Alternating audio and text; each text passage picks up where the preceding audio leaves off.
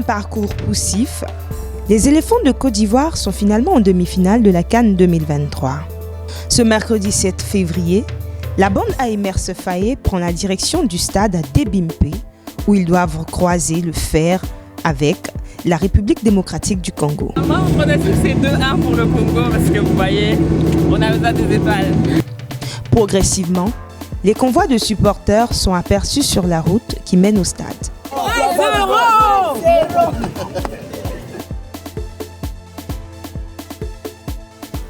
De l'échangeur de Ndotré au stade Alassane Ouattara, c'est une distance de plus de 5 km. Pas suffisant pour décourager les supporters des éléphants déterminés à pousser leur équipe à la victoire.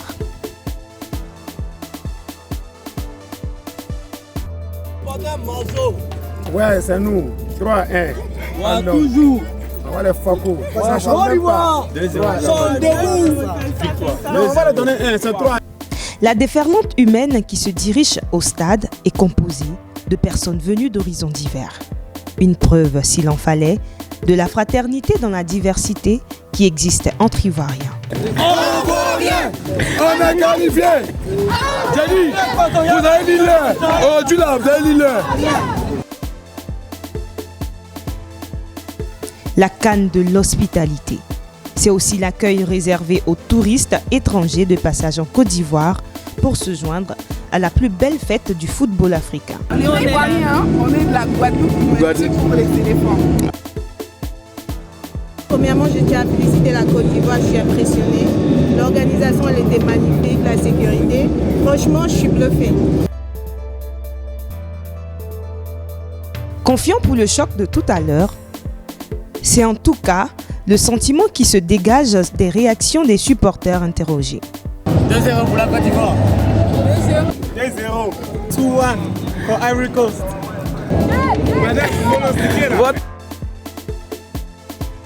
Pourquoi pas des prières qui pourraient au besoin modifier le rapport de force en faveur des éléphants. Dans le camp des supporters des léopards de la RDC, on se montre tout aussi optimiste. Dans les gradins, le public est en ébullition.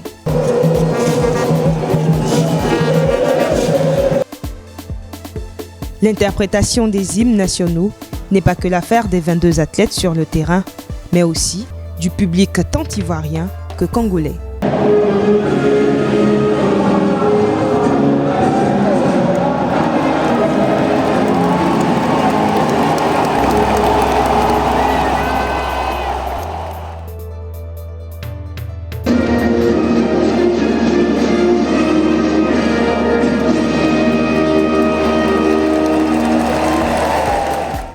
Le coup d'envoi est donné. La tension est palpable dans les tribunes. La première mi-temps est assez équilibrée. Les Ivoiriens sont dominateurs dans l'animation du jeu. Mais la délivrance vient d'un coup de génie de Sébastien Haller sur une reprise de volée à la 65e minute de jeu. C'est l'explosion de joie dans les tribunes.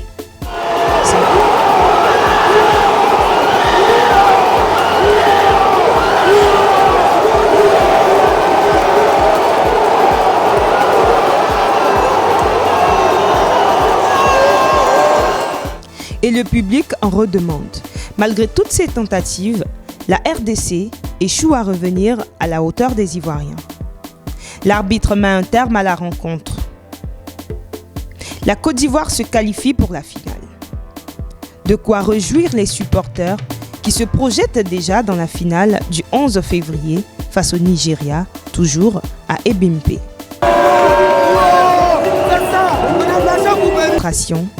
Unité et solidarité sont les maîtres mots qui ont conduit les éléphants à l'ultime étape de la compétition. Coaching payant aujourd'hui, vous avez réussi à sortir 2 joueurs au bon moment. Qu'est-ce qui s'est passé? Non, nous on a un groupe. On a 27 joueurs qui sont de qualité, qui ont chacun leur profil. Moi j'ai fait comprendre aux gars que tout le monde était important dans cette équipe et que en fonction de ce qui se passait dans le match, en fonction de la fatigue aussi, parce qu'on a fait 2 prolongations, tout le monde devait se tenir prêt parce que tout le monde pouvait rentrer à n'importe quel moment. Les joueurs ils ont écouté le message et ils ont bien répondu. Vous êtes blessé pendant les phases de poule, vous revenez et vous donnez le but de la qualification pour la finale. Comment est-ce que vous vous sentez? Fier, forcément, parce que jeu et on revient de loin. Donc ça n'a pas été facile.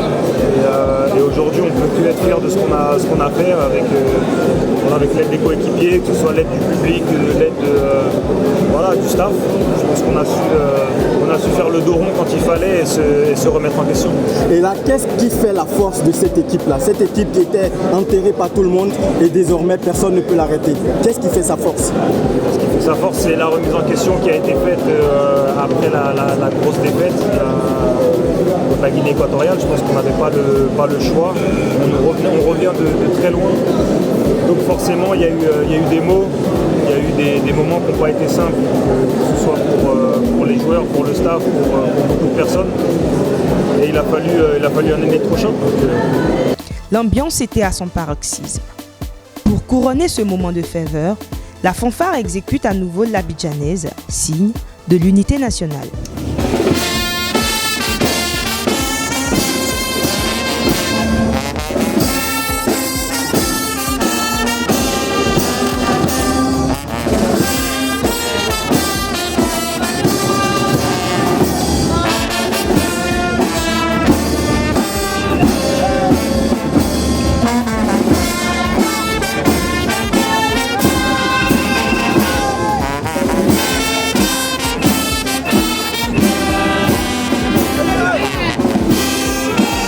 Rendez-vous le 11 février, sans doute, pour le 3e sacre des éléphants en Coupe d'Afrique.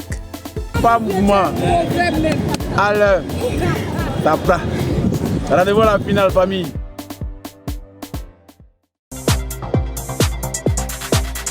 Deux EF TV, la chaîne de votre parcours, la chaîne de votre trajectoire.